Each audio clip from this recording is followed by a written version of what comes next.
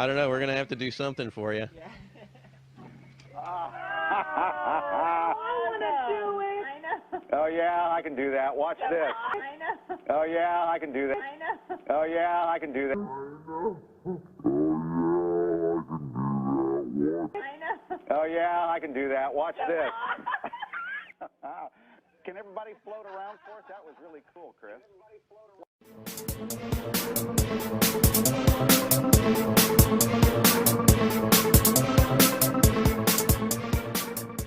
Watch it jolt up, look. Watch it travel up her back and jolt her upwards. There's some sort of harness that's travelling, the wires are travelling up her back. And then check this part. Something's pulling on her back and it's making her slide forwards. Did you look? Can you spot it? Near her shoulders you can see like wires pulling on her top. As the wires pull tight, then it pulls her forward and she slides. It makes her slide forward.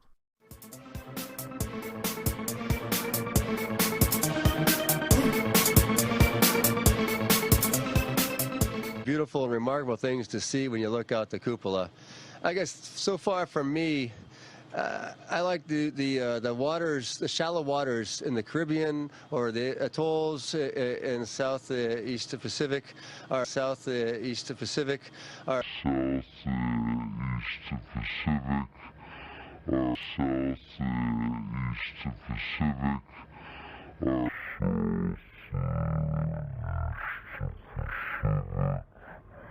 I'm going to show you in this video how NASA faked zero-G without a vomit comet or a zero-G plane. And when I saw this video, I realized it became instantly clear how they do it. And it's just video game technology. Now, if you're part of the Geek Squad or the techie crowd, well, then you already know about this technology. And so let's get to the video that caught my attention, and you will see the same things that I saw. Let's watch. We have to introduce the concept of free fall. So let's use this model of the Earth. And let's enlist the help of a friend, Patsy. You might know her.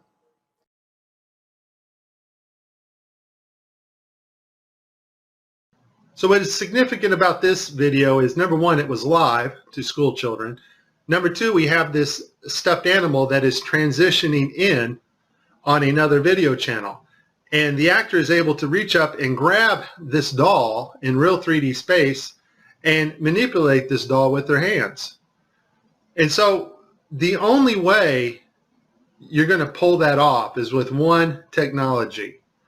And that technology is virtual reality. More importantly, though, something called augmented virtual reality. Now, before 2012, NASA used masking techniques much like we do in Photoshop and After Effects.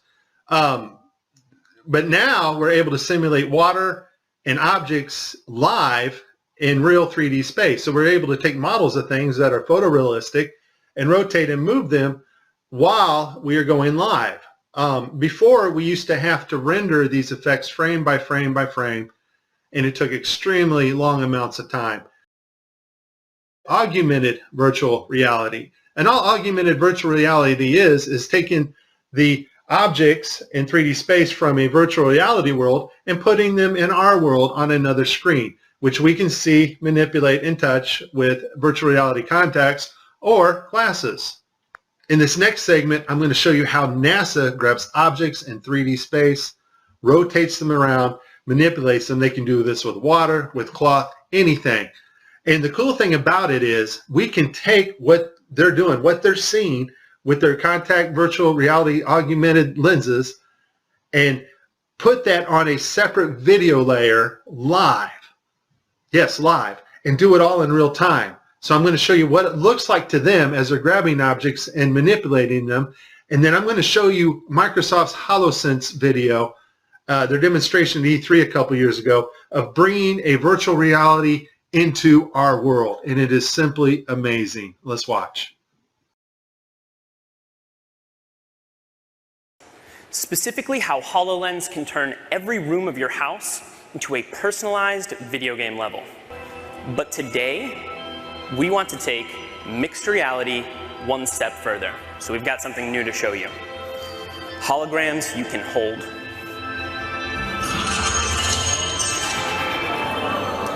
This holographic gauntlet is the weapon that Dan will be using while playing Project X-Ray. You'll notice that as he moves his arm, the hologram moves as well. This is a wearable hologram. And when you combine technology like this with the environment understanding of HoloLens, you can do some pretty spectacular things.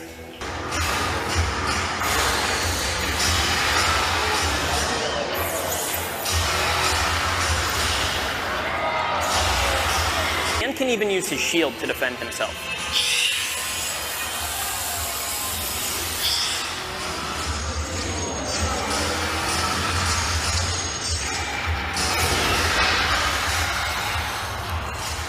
Nicely done. Looks like that's all of them. In 2012, NASA got tired of faking weightlessness by using the zero-G plane, better known as the Vomit Comet. So in 2012, they started soliciting companies that specialize in real-time augmented virtual reality so that they can fake weightlessness and floating objects in the air in real time. Simply the cost of the plane and the safety concerns and the fact that they weren't very good at it. They didn't go to Hollywood, which most of Hollywood's effects are post-processing. That's after the video is made. They needed something they can do in real time and make it look realistic. And so I'll put this link in the description. They found a company called Telemetrics. Thank you, Debbie Durant, for bringing this to my attention. After I researched this, lo and behold, I found out our government has a contract with these people. And Telemetrics, basically what they do is they help news teams and they bring broadcasts together in real time, and they're able to create sets, cities, anything you want in a virtual reality world and make it look absolutely 100% real. They're also able to bring different people from around the world, put them in the same room and broadcast live, give them desks, whatever they need to make the broadcast. So it's a pretty amazing company. Here we see Johnson Space Center. Telemetrics provided latest camera robotics technology to NASA's government television at Mission Control.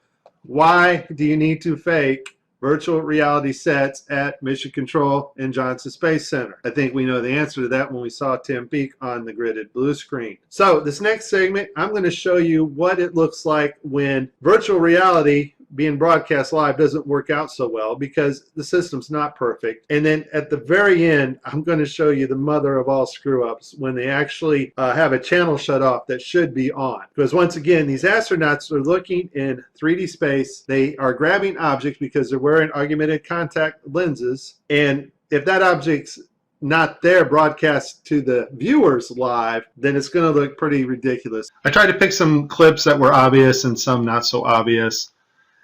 Show you some of the contacts. We're going to see Tim Peake with his contacts in, but these are virtual reality contacts overlaid on the eyes so actors can interact with things in 3D space, all in real time. Okay, I have a lot of Tim Peake screw-ups, but this one here, the system glitches. The software does not track his hand properly, and Tim slips his hand underneath his other fingers, which is tightly holding onto the mic, which would be impossible. I don't think this is Tim's fault. Normally, Tim always moves his other fingers up while he slides his hand under. I just think the system didn't respond to his movements here. We all know NASA uses wires, and sometimes we'll catch them like this here. The guy pulled on his wire. However, some days when you're filming live, things just don't work out, and it becomes so blatantly obvious, it's ridiculous. So, in this clip, they're talking live feed, and wouldn't you know, we have a astronaut go by us in the background, obviously trying to give it a more realistic spacey station busy effect. The only problem is the camera that was supposed to mask this harness out, or the video feed, is not working. And so we see the guy come flying along in a harness on his wires. Pretty amazing. But that's not all that goes wrong here.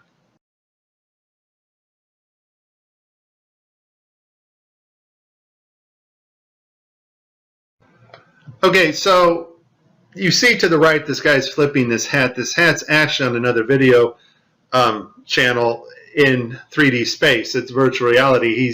They're wearing augmented contact lenses so that they can interact with these 3D objects. Now, in this scene, the guy on the left in the green shirt, he thinks he sees an object in 3D space that's being broadcast to him. So he grabs it and he puts it off to the side. He's looking straight ahead because he's looking at an object rotating in front of him, but the video channel is down that is supposed to show the viewers what we're supposed to see, and so we don't actually get to see the object that he is seeing. And I would just sum this up as a very terrible, bad, horrible day for NASA doing live feeds. Here's the thing.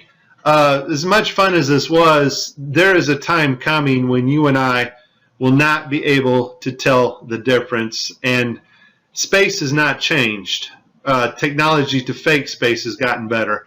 Just because Adobe gets a massive update to Photoshop or After Effects, or there's a massive update at Telemetrics in their virtual reality, augmented virtual reality programming, that does not advance us magically 20 years in space.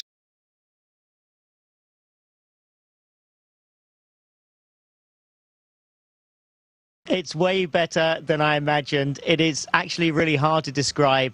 I mean, just the whole ride into space on the Soyuz rocket, what a phenomenal machine, so powerful, such a smooth launch, and then arrival on board the International Space Station and adapting to this weightless environment and being able to go to the cupola and look at that amazing view of planet Earth. It's way beyond my expectations.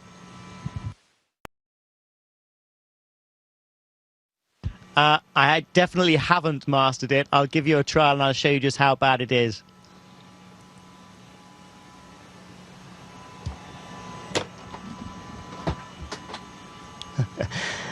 Practice makes perfect. Give me another week.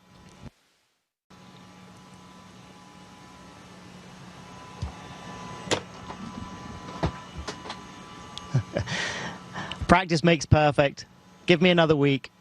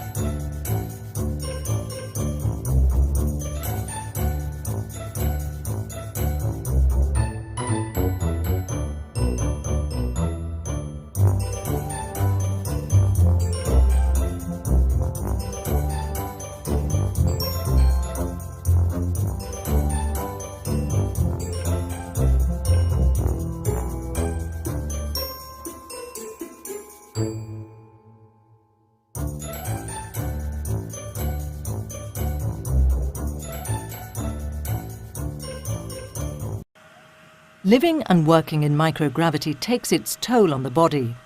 During his time in orbit, Paolo's spine has grown longer and his bones and muscles have weakened. Paolo's spine has grown longer and his bones and muscles have weakened.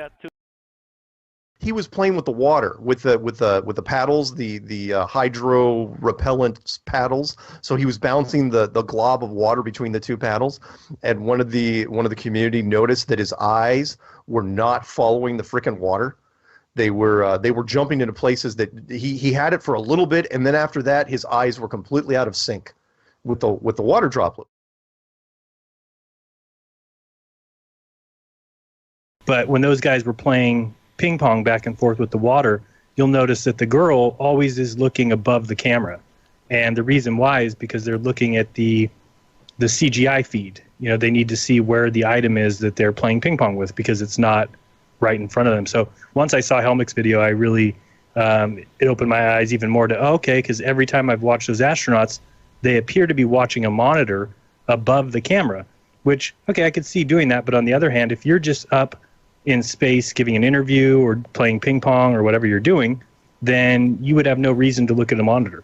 It doesn't matter. The camera's on you, you know that, so it doesn't matter what you look like. You shouldn't care about that, but they're always very concerned with that monitor. Well, that tells me why. It's when they're using props.